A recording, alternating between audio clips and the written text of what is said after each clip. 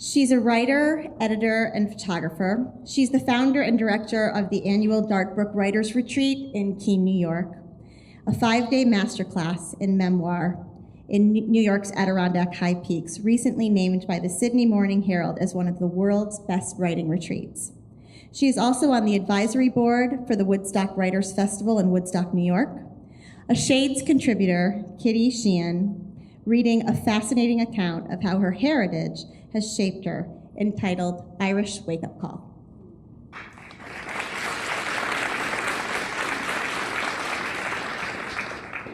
Hi, I'm Kitty. I'm having a really bad hair day.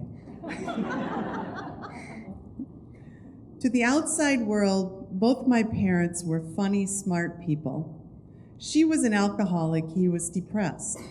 Neither would acknowledge either condition.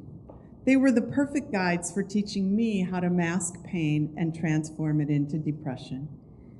Almost as soon as they met, in 1950, a kind of mayhem began, a succession of sudden deaths in their families.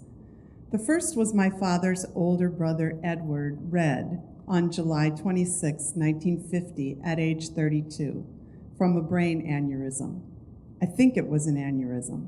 I'm not sure. No one has ever really explained it to me. Red left behind 3 sons and a wife. My father had little contact with any of them after the funeral. I'm not sure why. My parents were married in Nevada, Iowa, my mother's hometown, on October 10, 1953. 6 days later, my father's father died in Connecticut without warning from a heart attack. I think it was a heart attack, I'm not sure. No one discussed it. 2 years later, in 1955, my mother's only sister, Janice, died at age 28. She'd been born with a heart condition, and that's what eventually killed her. Janice was married to a sweet man named Stan. Stan gave my mother the 2 place settings of wedding china he and Janice had received. My mother later gave them to me, along with the 2 place settings of her own wedding china, all still in boxes from the store. She offered no explanation. My brother Dan was born on December 26, 1955. His middle name was Edward, after Red. My parents adored him. I was born 18 months later. When I was 7, my mother got a phone call from her brother saying she needed to come to Nevada immediately. Her father, Louis, had a heart attack at home. He died instantly, I think. My brother and I didn't go with our mother that night. She was crying when she hugged us goodbye in the front yard, still in her purple summer party dress and dangling gold earrings. I'd never seen her cry before. After my grandfather died, my mother was angry or sad most of the time. A year later, on October 12, 1965, my father's mother, Bridget Sheehan, died at age 75 from cancer. I have no idea what kind. It wasn't discussed. The trip for his mother's funeral was the last time my father went home to New Haven. I don't know why. Since no one was talking about it, I still knew nothing of death, funerals, grief, or why the adults in my house didn't say much to each other anymore. For the next 20 years, we sailed along this way. Denial is a powerful wind. In 1977, at age 21, my brother Dan was diagnosed with cancer. I was 20. Within a year, on July 27, 1978, he was dead. The first thing my mother said after he died was, "He never saw me cry." This death I can tell you about because I was there. I made the phone calls to my parents' bosses and friends that night, telling them what had happened. I planned his funeral because my parents could not. I don't know how my parents felt about losing their young son to cancer before he had a chance to become anything but their son. I couldn't bear to make them sadder by asking them about it. As soon as I could, I filled the emptiness with another male, one I married. I was desperate to bring noise back into our family. The main qualification for a husband was to make me laugh, and more importantly, to make my parents laugh. For a while, this plan worked.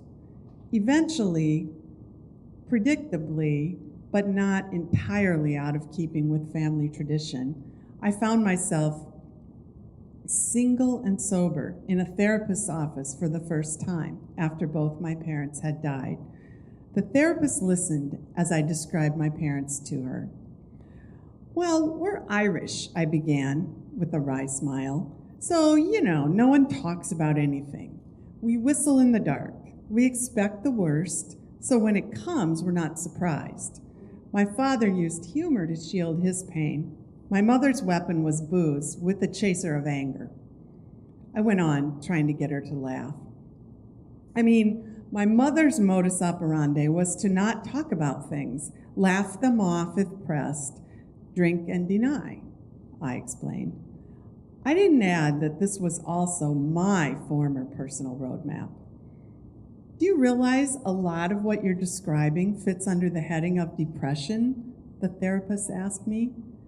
"Yes," I ventured. And with that yes, I changed the course of my life. I had a name for my family's affliction of the mind and heart, depression. I cherish the wisdom gained from learning how hard it is to pin depression down. It's stealthy. It can spend years patiently sneaking up on you. Then it may hide itself in a bottle. It doesn't care how long it has to hang around, it waits. If you ignore it, it busies itself by spreading its web into more corners of your life, blotting out light as it goes. But you can get a broom and knock it down. If no one has helped you name this feeling, say it to yourself. It's okay. There is help available, so much help. Tell someone, and boom, just like that, you aren't alone, which can be a miracle. You still can be the funny, self-deprecating life of the party. Now you have depression to use as material. The possibilities are endless. Back to the china I inherited from my mother and my aunt. Last year, I searched the internet and bought additional sets of each pattern and combined it all to make enough place settings for 8. I took the beautiful cream dishes with silver rims out of their boxes and threw the boxes away. I washed and dried each piece carefully.